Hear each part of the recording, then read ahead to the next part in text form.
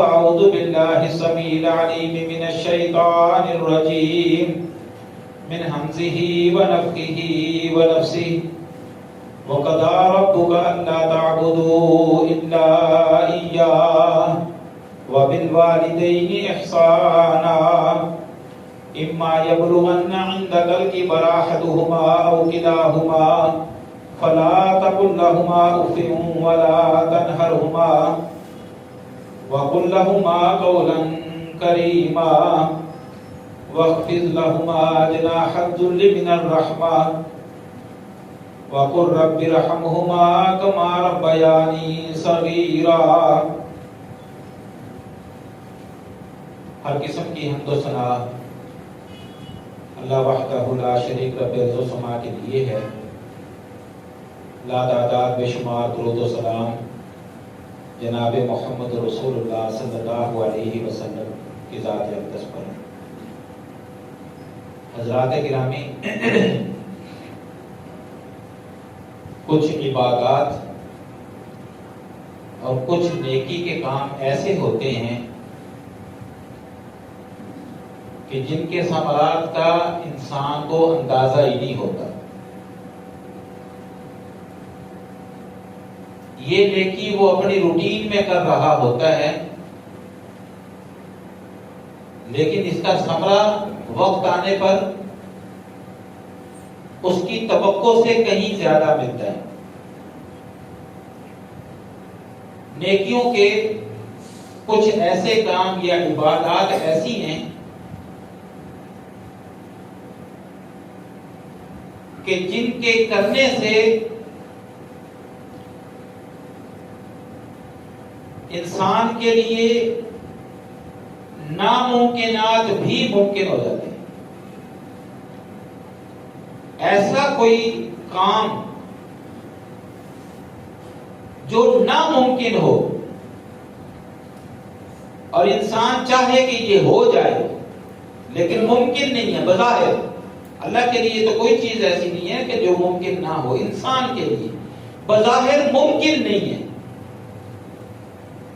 لیکن اس نیک کام کی وجہ سے وہ جو بظاہر ناممکن ہوتا ہے وہ بھی ہو جاتا ہے۔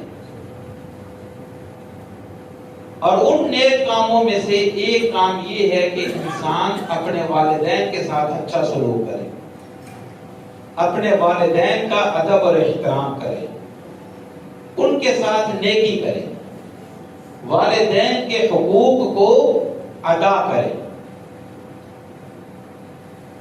وہ مشہور واقعہ بنی اسرائیل کا آپ لوگوں نے کتنی بار خطبات میں سنا ہوگا کہ وہ 3 دوست جو سفر میں جا رہے تھے، راستے میں بارش اور آندھی کی وجہ سے وہ کسی غار میں گئے اور اتفاقاً ایک بہت بڑی چٹان غار کے ڈھانے پر آ کر رک گئی اور وہ اندر قید ہو گئے۔ اب بظاہر اس قید سے نکلنا ناممکن ہے، کیونکہ نکلنے کا راستہ ہی نہیں ہے، اور چٹان اتنی وزنی ہے کہ وہ اس کو ہلا ہی نہیں سکتے۔ دروازہ کھولنا تو بڑی دور کی بات ہے، ہلا ہی نہیں سکتے۔ کمیونیکیشن کا کوئی واسطہ انتظام نہیں ہے، لوگوں کو اپنا پیغام نہیں پہنچا سکتے کہ آؤ ہماری مدد کرو۔ اب ایک ہی راستہ باقی تھا کہ اللہ سے فریاد کریں۔ ان میں سے ایک آدمی سمجھدار تھا، اس نے کہا کوئی زندگی میں کوئی نیک کام کیا ہے تو اس کا واسطہ دو اللہ کو، شاید یہ مصیبت ٹل جائے۔ ان میں سے ایک آدمی جو بلکہ سب سے پہلا آدمی جس نے اپنے کسی نیک عمل کا اللہ کے سامنے واسطہ دیا، وہ تھا جو اپنے والدین کی خدمت کرتا تھا،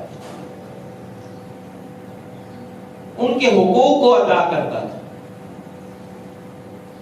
یہ والدین کی خدمت کرنا، یہ واقعہ آپ نے بہت دفعہ سنا ہوا ہے، میں پورا واقعہ نہیں بیان کرتا کہ یہ تو معروف ہے، آپ لوگوں نے کتنی دفعہ سنا ہوا ہے۔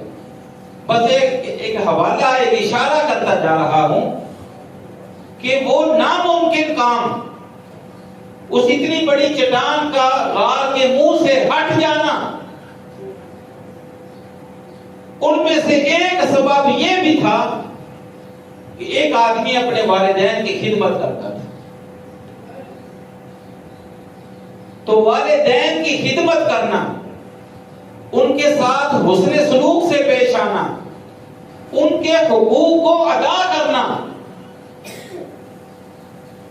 یہ ایسا نیک کام ہے کہ جس سے ناممکن کام بھی انسان کے لیے ممکن ہو جاتا ہے۔ اگر آپ دنیا میں کامیابی چاہتے ہیں، آخرت میں اگر آپ سرخروئی چاہتے ہیں، اگر آپ اللہ کی رضا چاہتے ہیں، اگر آپ چاہتے ہیں کہ دنیا میں آپ کو مصائب کا سامنا نہ کرنا پڑے، اگر آپ چاہتے ہیں کہ دنیا میں سارے کام آپ کے آسان ہوتے جائیں، یاد رکھیے ان میں سب سے زیادہ عمل دخل آپ کے والدین کی دعاؤں کا ہوگا۔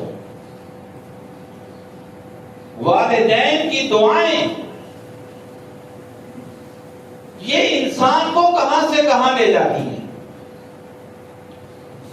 اور اگر خدا نخواستہ والدین کا دل دکھ جائے اور وہ اپنی اولاد کے بارے میں کوئی بد دعا کا کلمہ ان کے منہ سے نکل جائے، پھر انسان کی بدبختی کو کوئی نہیں روک سکتا۔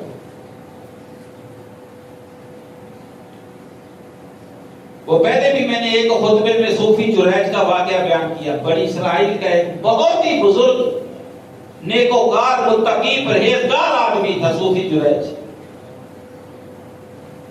بس اپنی سستی کی وجہ سے ماں کو ناراض کر بیٹھا اور ماں کے منہ سے یہ کلمہ نکل گیا، اللہ تجھے کسی بدکار عورت کا منہ دکھائے گا، کہ ساری کی ساری عبادتیں دھری کی دھری رہ گئی۔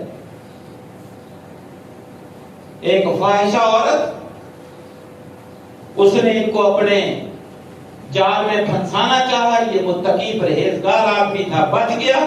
اس عورت نے اپنے دل میں بات رکھ لی کہ اچھا میری انا کو ٹھیس پہنچا، یہ دیکھ میں کرتی کیوں۔ اس نے کسی چرواہے کے ساتھ منہ کالا کیا، اور جب حمل ٹھہر گیا لوگوں کو آ کر بتایا کہ میرے پیٹ میں جو بچہ ہے اس کا باپ یہ جو تمہارا صوفی بنا بیٹھا ہے عبادت گزار، جھونپڑی میں دن رات عبادت کرتا رہتا ہے، یہ بدکار آدمی۔ لوگوں نے آ کر جھونپڑی جلا دی، اس کو مارا پیٹا۔ وہ بچہ ڈلیوری ہو چکی تھی، بچہ پیدا ہو چکا تھا، تبھی تو لوگوں کو پتا چلا کہ یہ فاحشہ عورت ہے۔ آخر اللہ رب العزت نے اس کی توبہ کو قبول کیا، اس کو پتا چل گیا کہ میری ماں کی جو بد دعا تھی وہ آج رنگ لے آئی۔ اس بچے کو اللہ نے قوت گویائی دی، اور اس بچے نے بول کے بتایا کہ میرا باپ تو فلاں چرواہا ہے۔ پھر لوگوں نے معافی مانگی اور کہا کہ اب تیری جھونپڑی ہم سونے چاندی کی اینٹوں سے بنا دیتے۔ اس نے کہا نہیں، پہلے بھی مٹی کی بنی ہوئی تھی، مٹی کی بنا دو۔ عرض کرنے کا مقصد یہ ہے کہ خدا نہ خواستہ ہماری کسی حرکت کی وجہ سے والدین ناراض ہو جائیں، پھر انسان کی بدبختی کو کوئی نہیں روک سکتا۔ اور اگر والدین کی دعا شامل حال ہو، پھر انسان کی ترقی کو کوئی نہیں روک سکتا، کیونکہ اللہ تعالیٰ والدین کی دعاؤں کو سنتا ہے۔ امام بخاری رحمۃ اللہ علیہ، ان کی والدہ نے یہ نیت کی تھی کہ اللہ مجھے بیٹا دے تو میں پیغمبر کی حدیث کا خادم بناؤں گی، اور امام بخاری ابھی پنگوڑے میں تھے، وہ عہد طفولیت میں تھے کہ بینائی چلی گئی، بڑے علاج کرائے، بینائی واپس نہیں آ رہی تھی۔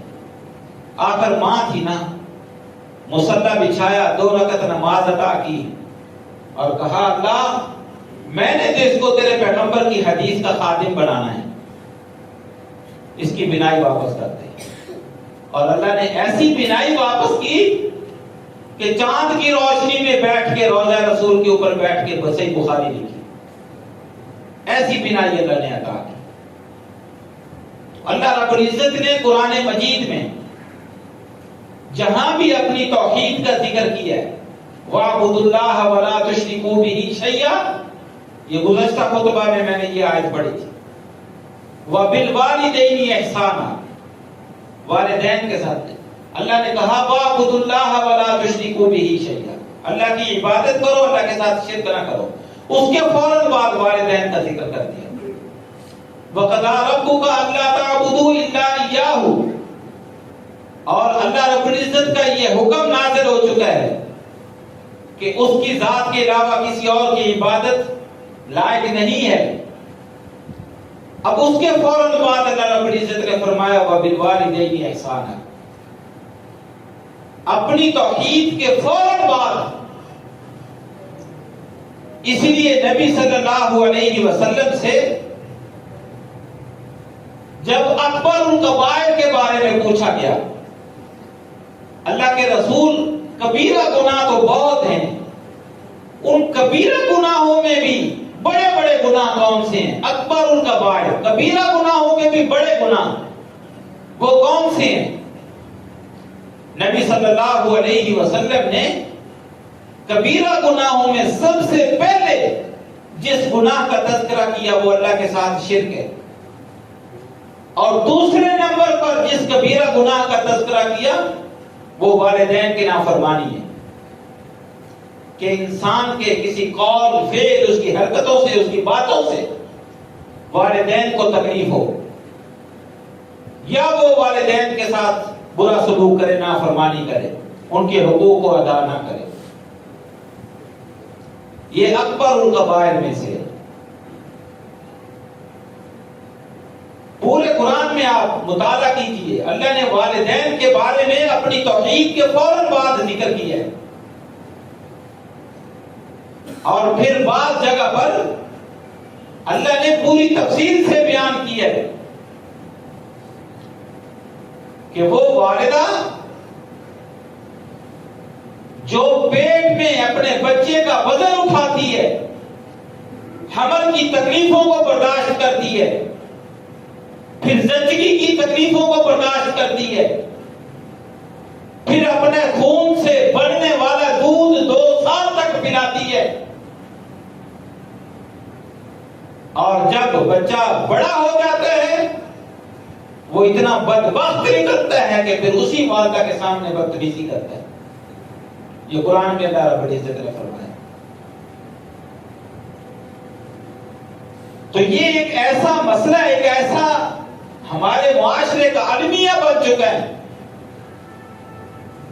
کہ آج والدین روتے پھرتے ہیں، اولاد سے تنگ ہے.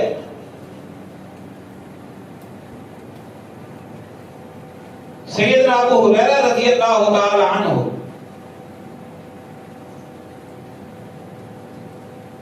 ایک دن اپنے گھر سے باہر نکلنے لگے، بلکہ ان کی یہ عادت تھی کہ گھر سے جب بھی باہر نکلتے، زیادہ وہ رسول اللہ صلی اللہ علیہ وسلم کی خدمت میں رہتے، مسجد نبوی میں پڑے رہتے، جب بھی گھر سے نکلتے سب سے پہلے اپنی والدہ کے پاس حاضری دیتے، اور والدہ محترمہ کو یہ بات کر کے گھر سے نکلتے کہ اماں جان میں گھر سے جا رہا ہوں، اس دعا کے ساتھ کہ اللہ آپ کے اوپر اپنی سلامتیاں نازل فرمائے، جس طرح بچپنے میں تو نے میری حفاظت کی، میری پرورش کی، مجھے پالا پوسا، اللہ تعالیٰ آپ کے اوپر اپنی رحمت نازل کرے. اور وہ والدہ بھی کو اللہ والی تھی، کہتی بیٹا تو جا، میں تیرے پیچھے دعا کروں گی، اللہ تعالیٰ تیری حفاظت کرے، اللہ تعالیٰ تجھے اپنے مقصد میں ایسے کامیاب کرے جیسے اس بڑھاپے میں تو میری حفاظت کر رہا ہے، اس بوڑھی عمر میں تو مجھے سنبھال رہا ہے، اللہ تجھے سنبھالے، اللہ تیری حفاظت کرے. کیسے خوش نصیب لوگ تھے وہ کہ گھر سے جاتے ہوئے گھر میں آتے ہوئے والدین کی دعائیں لیتے تھے.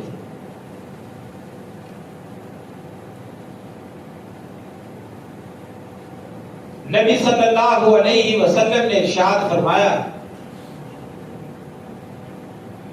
کہ والد اس کی رضا اللہ کی رضا ہے اور والد کی ناراضگی اللہ کی ناراضگی ہے. مسند احمد کی ایک حدیث ہے, سیدنا عبداللہ بن عمر رضی اللہ تعالی عنہ حسین کعبہ میں بیٹھے تھے.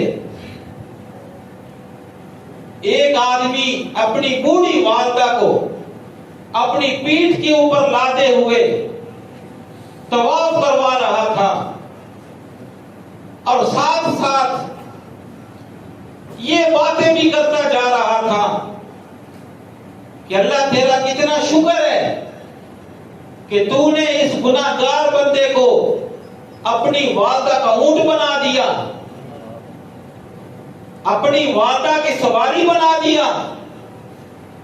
اللہ تو کتنا بڑا احسان کر رہا ہے میرے اوپر کہ میں تو اپنی والدہ کا اونٹ بنا پھر رہا ہوں جس کی پشت پر وہ سواری کر کے تیرے گھر کا طواف کر رہی ہے, اور میں اس طرح نرم نرم قدموں سے چل رہا ہوں کہ اس اونٹ کا کوئی کھر اس کی والدہ کو تکلیف نہ دے دے.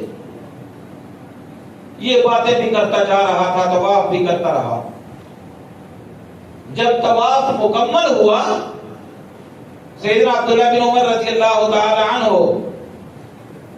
انہوں نے اس بندے کو اپنے پاس بلا لیا, تعارف کیا, کہا اللہ تیری نیکی قبول کرے, تو ڈبل نیکیاں کر رہا ہے, خود بھی بیت اللہ کا طواف کر رہا ہے اور اپنی والدہ کے سواری بھی بنا ہوا ہے اور اس پر اکتا بھی نہیں رہا, بڑی خوشی خوشی کر رہا ہے.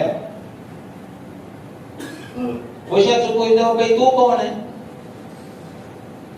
کسی نے بتایا کہ پہچانتے نہیں, یہ عبداللہ بن عمر ہے رضی اللہ تعالیٰ. عبداللہ بن عمر کا نام تھا, وہ بندہ پہچانتا نہیں تھا. جب سنا کہ ہیں عبداللہ بن عمر ہے, مؤدب ہو کر بیٹھ گیا. کہتے اچھا آپ نے میری باتیں سن لی, تو آپ تو اتنے بڑے بزرگ ہیں, صحابی رسول ہیں, مجھے ایک مسئلہ تو بتا دیں. کہنے لگے اچھا بھی پوچھو کیا مسئلہ ہے. کہنے لگا میں نے اس طرح اپنی والدہ کی خدمت کر رہا ہوں, اگر میں پورا حج اپنی والدہ کو ایسے ہی اونٹ بن کے کرواؤں اور میری والدہ میری پیٹھ کے اوپر سواری کر کے پورا حج کر لے, تو کیا میں اپنی والدہ کا حق ادا کر دوں گا؟ میری والدہ کا حق ادا ہو جائے گا؟ بس میں چاہتا ہوں کہ میں والدہ کا حق ادا کر دوں. سیدنا عبداللہ بن عمر رضی اللہ تعالیٰ عنہ کہتے ہیں حق تو ادا ہو ہی نہیں سکتا, حق تو ادا ہو ہی نہیں سکتا. بادشاہین نے تو یہاں تک لکھا کہ اس ایک رات کا حق ادا نہیں ہو سکتا کہ جب بستر میں بچپنے میں تو نے پیشاب کر دیا تھا, تیری ماں نے تجھے سردی سے بچانے کے لیے خود گیلی جگہ پر سو گئی اور تجھے خشک جگہ پر سلا دیا. اس ایک رات کا حق ادا نہیں ہو سکتا. صرف ایک صورت حدیث میں آتی ہے والدین کا حق پورا کرنے کی, صرف ایک صورت, اور آج وہ صورت ممکن ہی نہیں. اس دور میں ممکن تھی, آج وہ ممکن ہی نہیں. اور وہ یہ صورت ہے, اگر کوئی شخص اپنی زندگی میں اپنے والد یا والدہ کو غلامی کی صورت میں پالے اور اس کو خرید کر آزاد کر دے, تو یوں سمجھ لیں کہ اس نے اپنے والدین کا حق ادا کر دیا. اور آج تو غلامی کا دور ہی نہیں ہے, آج تو خدمت لازمی ہے. اور بڑے خوش نصیب ہیں وہ لوگ جن کی زندگی میں والدین ان کو مل جائیں اور وہ خدمت کر کے اپنے مالک کو راضی کر لیتی ہیں. یاد رکھیے وہ حدیث, معروف حدیث رمضان میں آپ لوگوں نے سنی ہوگی, کہ جس میں نبی صلی اللہ علیہ وسلم نے ممبر کی سیڑھیوں پر قدم رکھا اور آمین کہتے رہے. صحابہ نے پوچھا اللہ کے رسول آمین یہ کیا مطلب ہے؟ اس میں ایک آمین اس دعا کے جواب میں تھی جو جبریل علیہ السلام نے یہ دعا کی کہ بڑا ہی بدبخت ہے وہ شخص جس کی زندگی میں اس کے والدین آ جائیں، یعنی اپنی زندگی میں اس نے اپنے والدین کو پا لیا، دونوں کو یا دونوں میں سے کسی ایک کو، اور پھر ان کی خدمت کر کے اللہ کی جنت کو حاصل نہ کر سکا۔ بڑا ہی بدبخت ہے وہ شخص۔ اور اللہ تعالی نے جتنے بھی رشتے بنائے ہیں، ان میں اس رشتے جیسا کوئی اور رشتہ نہیں ہے۔ آپ اپنی زندگی میں نظر دوڑا کے دیکھ لیں، آپ کے رشتوں میں آپ کی اولاد ہے، آپ کے بہن بھائی ہیں، آپ کی بیوی ہے، آپ کے باقی رشتہ دار ہیں، سب کا آپ کے ساتھ تعلق اس میں اتنا خلوص نہیں ہوگا جتنا والدین کے تعلق میں خلوص ہے۔ والدین بغیر کسی غرض کے اپنی اولاد کا بھلا چاہتے ہیں، اور یہاں تک والدین اگر اولاد اور والدین کا کسی مسئلے میں کوئی تنازع ہو جائے، اولاد کی خاطر والدین ہار کو بھی پسند کرتے ہیں کہ چلو میں ہار گیا جا، اگر اس ہار میں اس کی اولاد کی کوئی خیر ہے تو۔ یہ تو ہم ہیں نا آج کل جو سمجھتے نہیں ہیں اس بات کو، اور یہ سمجھتے ہیں کہ جو ہماری سوچ ہے وہ اچھی ہے۔ ہمارے والدین تو بوڑھے ہو چکے ہیں، ان کی سوچ پرانی ہو چکی ہے، حالانکہ سوچنا یہ چاہیے کہ جتنی ان کی عمر ہو چکی ہے اتنا ان کا تجربہ بھی زیادہ ہو چکا ہے۔ اللہ اکبر۔ عربی زبان میں ایک مجلہ چھپتا ہے، اس میں ایک واقعہ پڑھا، اردو میں بھی اس کا کئی دفعہ ترجمہ ہو چکا ہے۔ ایک آدمی نے اپنے بیٹے کے خلاف عدالت میں کیس کر دیا کہ میں عدالت میں یہ کیس کر رہا ہوں کہ عدالت میرے بیٹے کو مجبور کرے کہ وہ مجھے منتھلی خرچ دیا کرے۔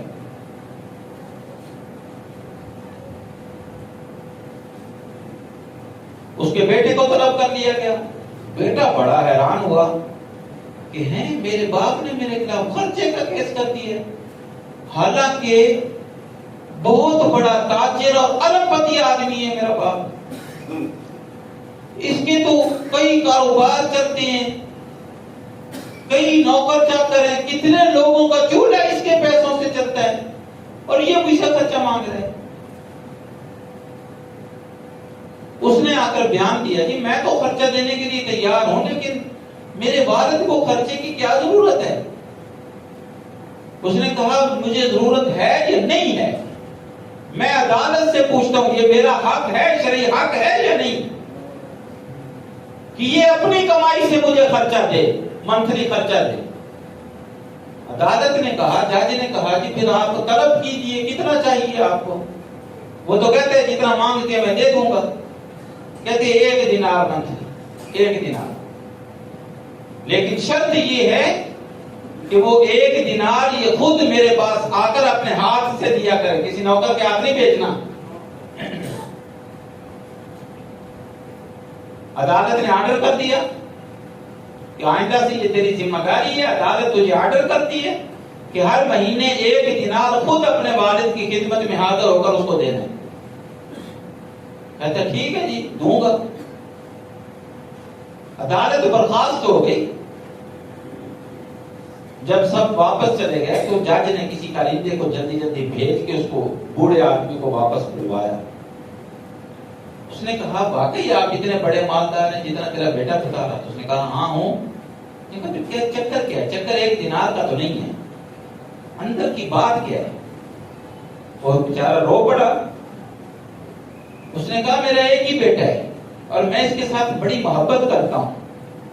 کاروبار میں کے چکر میں, روزی کمانے کے چکر میں, اپنے سٹیٹس کے چکر میں یہ کتنا عرصہ میرے ساتھ ملاقات نہیں کرتا اور میں اس کو دیکھنے کو ترس جاتا ہوں.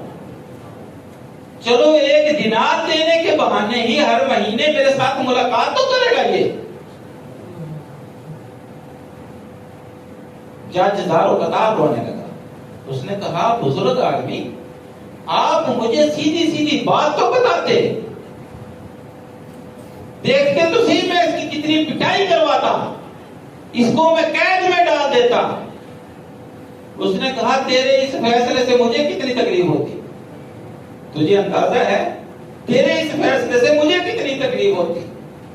بس یہ فیصلہ ٹھیک ہے کہ ہر مہینے ملاقات تو کر لیا کروں گا بیٹے سے.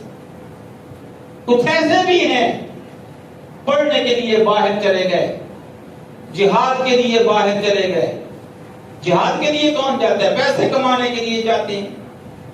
غیر ممالک میں پیسے کمانے کے لیے گئے, بیوی بچوں کو وہاں بلوا لیا, بوڑھے والدین بیٹھے ہیں.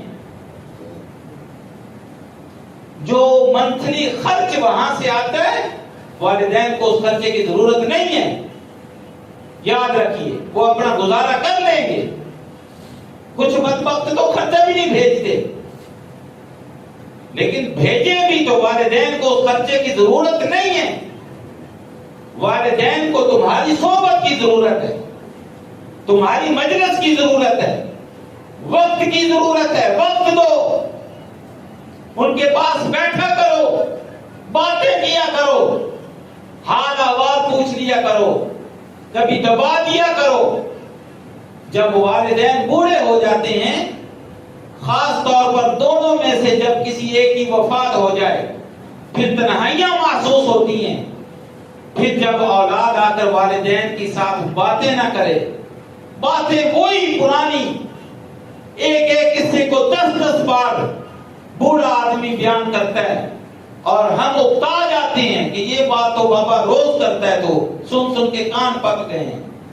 لیکن اس کو مزہ آتا ہے. اس کی تسلی کے لیے بندہ وقت دے, اس کو پاس بیٹھے, اس کی اپنی مرضی کرو. والدین کے ساتھ کسی معاملے میں مشورہ کر لو, ابا جی یہ کام کر رہے ہیں, کو آپ کا کیا مشورہ ہے, اس بات پر خوش ہو جاتے ہیں. ہمیں اندازہ ہی نہیں ہے کہ یہ تھوڑا سا کرنے سے والدین کتنے خوش ہو جاتے ہیں. اللہ اکبر. اس کا اجر کتنا ملتا ہے اس کا بھی اندازہ نہیں. آپ لوگوں نے حضرت اویس کرنی رحمت اللہ علیہ, ان کا نام سنا ہوگا. ہم تو چند ٹکوں کے لیے والدین کو چھوڑ دیتے ہیں, 2 ٹکے کی نوکری کے لیے والدین کی صحبت چھوڑ دیتے ہیں اور پردیس میں چلے جاتے ہیں, دوسرے شہروں میں چلے جاتے ہیں. اس بندے نے یاد ہے آپ کو کتنی قربانی دی. والدہ تھی, والدہ کی خدمت کے عوض رسول کریم صلی اللہ علیہ وسلم کی زیارت نہ کر سکا. یہ کوئی معمولی قربانی نہیں ہے. وقت بھی تھا, پیسہ بھی تھا, وسائل بھی تھے. یمن سے مدینے آنا اس کے لیے مشکل بھی نہیں تھا, لیکن والدہ کو اکیلا چھوڑ کے آنا نہیں چاہتا تھا. والدہ کو اکیلا چھوڑ کے آنا نہیں چاہتا تھا. 1-2 دفعہ پیغام بھی بھیجا. رسول کریم صلی اللہ علیہ وسلم نے بھی یہی تلقین کی کہ صبر کرو, والدہ کی خدمت کرو, مدینے آنے کی ضرورت نہیں ہے. اور اللہ نے اجر کتنا دیا, اللہ اکبر. سیدنا عمر بن خطاب رضی اللہ تعالی عنہ ایک دفعہ نبی کریم صلی اللہ علیہ وسلم کی مجلس میں بیٹھے. آپ نے فرمایا عمر تجھے ایک نصیحت کر دوں. اللہ کے رسول کیوں نہیں, فرمائیے. فرمایا یمن میں مرد قبیلہ ہے, اس کی ایک شاخ ہے قرن. وہاں کا ایک آدمی اویس بن عامر ہے, اس کو برس کی بیماری لاحق ہو گئی. اللہ نے اس کی وہ برس کی بیماری ختم کر دی، صرف 1 درہم کے برابر داغ باقی ہے۔ اس کی ایک والدہ ہے، وہ اپنی والدہ کی بہت خدمت کرتا ہے، والدہ کے ساتھ بہت نیکی کرتا ہے، اور اس کی اپنی حالت یہ ہے، اللہ کی ذات پر اگر وہ قسم کھا دے، اللہ اس کی قسم کو پورا کر دے۔ اللہ کے رسول میرے لیے کیا حکم ہے؟ عمر میں تجھے نصیحت کر رہا ہوں، وہ شخص اگر تیری زندگی میں ادھر کا چکر لگا لے مدینے کا اور تجھے وہ مل جائے، اس کو کہنا کہ وہ تیرے لیے اللہ سے بخشش کی دعا کرے۔ یہ صلہ ملا والدہ کی خدمت کرنے کا، والدہ کو وقت دینے کا، والدہ کو اکیلا چھوڑ کر نہ جانے کا، یہ صلہ ملا کہ رسول اللہ صلی اللہ علیہ وسلم کس کو نصیحت کر رہے ہیں؟ عمر بن خطاب رضی اللہ تعالی عنہ، جس کے فضائل و مناقب آپ لوگوں نے کتنی دفعہ سنے، ہم نے کتنی دفعہ بیان کیے، پھر بھی حق ادا نہ ہوا۔ عمر بن خطاب جیسے شخص کو اللہ کے رسول نصیحت کر رہے ہیں کہ اس اویس بن عامر کرنی کو کہنا کہ وہ اللہ سے تیرے گناہوں کی معافی مانگے۔ پھر حج کا سیزن تھا، عمر رضی اللہ تعالی عنہ ہر حج کے سیزن میں، اپنے دور خلافت میں ہر حج کے سیزن میں یمن سے آنے والے قبیلوں کا چکر لگایا کرتے۔ ایک سال وہ مراد راس آ گئی، پوچھتے پچھتاتے کسی نے بتا دیا کہ ہاں وہ ویس بن عامر اس سال حج پہ آیا ہے۔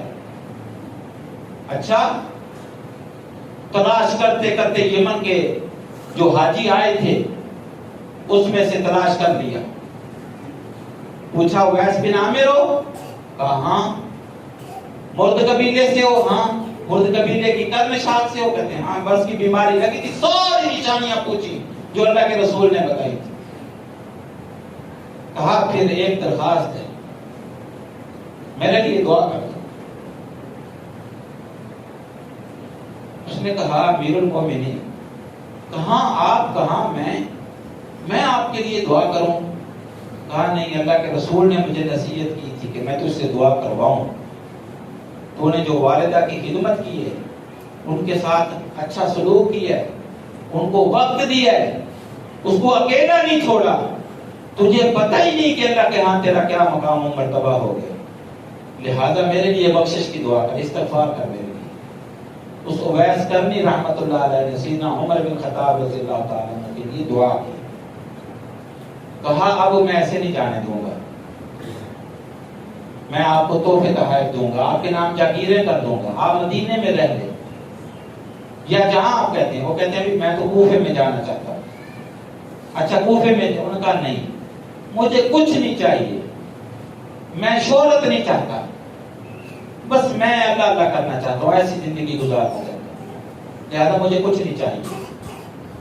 اگلے سال سیدنا عمر بن خطاب رضی اللہ تعالی عنہ اب جو کوفے سے حاجی آئے تھے ان کی تلاش میں نکل گئے۔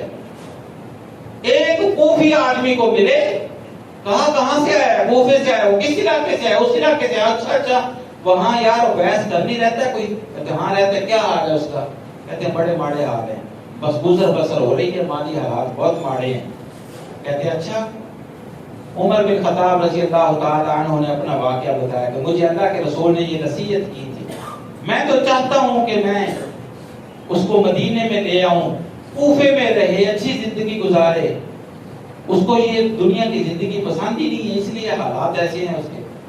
اس کوفی نے سارے حالات جب سنے نا، وہ حج سے واپس گیا، سیدھا اویس کرنی کے پاس گیا، کہنے لگا یار میں تیرے پاس آیا ہوں، ایک درخواست کرتا ہوں، امید ہے کہ تو موڑے گا نہیں۔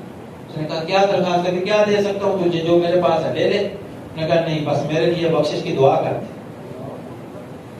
اس نے کہا تو پہلے تو کبھی نہیں آیا میرے پاس۔ کہتا میں حج پہ گیا تھا۔ اچھا حج پہ گیا تھا تو جو عمر بن خطاب ملے ہوں گے نا؟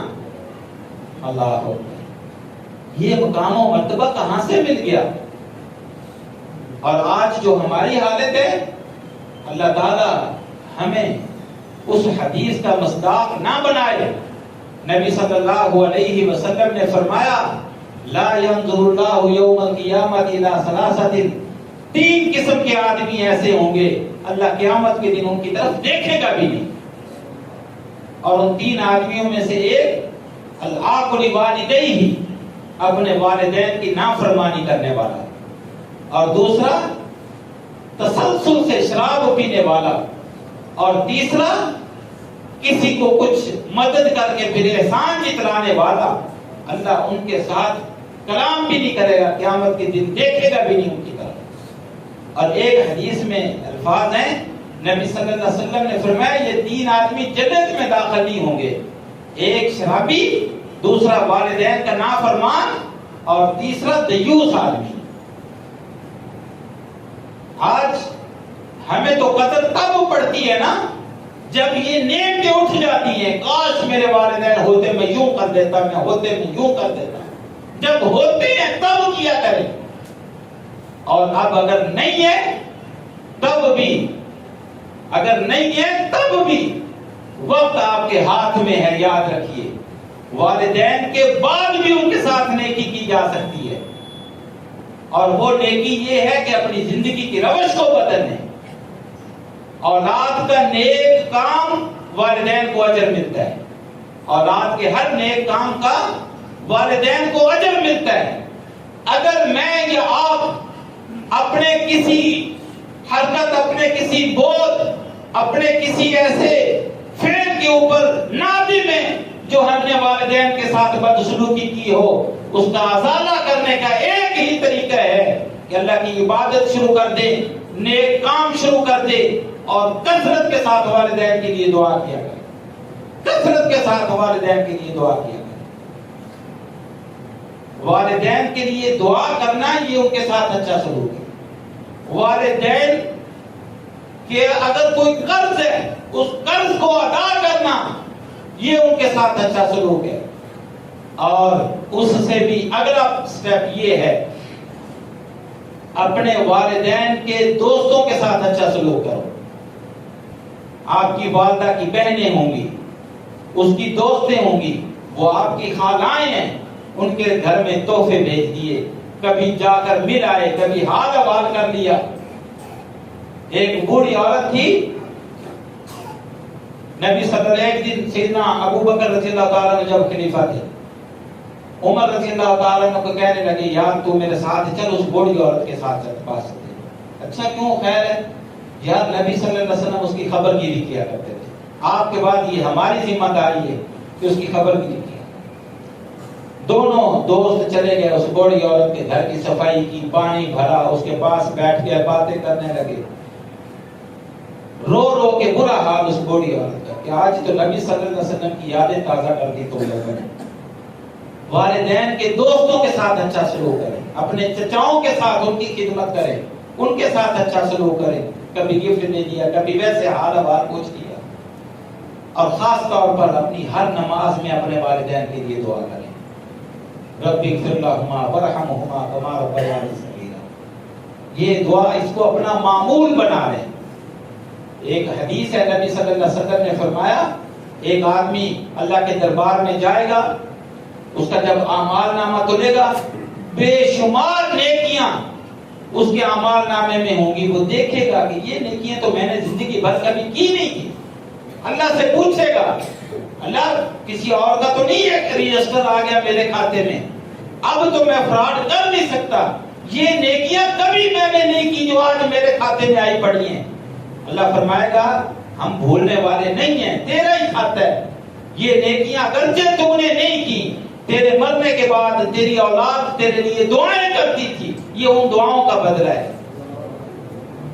میرے بھائی جن کے والدین زندہ ہیں ان کو ان کی خدمت کرنی چاہیے، اور جو جن کے والدین فوت ہو چکے ہیں ان کے لیے دعا کرنی چاہیے۔